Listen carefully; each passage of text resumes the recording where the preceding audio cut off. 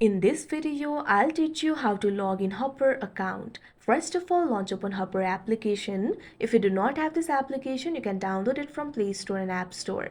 You can see over here, Hopper application has been opened. Initially, you'll be led to this kind of interface. At top right corner of your screen, you'll be able to find the profile icon. What you have to do is tap on it. Now, after you do that, you'll be led to this kind of interface. Over here, you'll be able to find the option for sign in and start saving. Simply tap on it.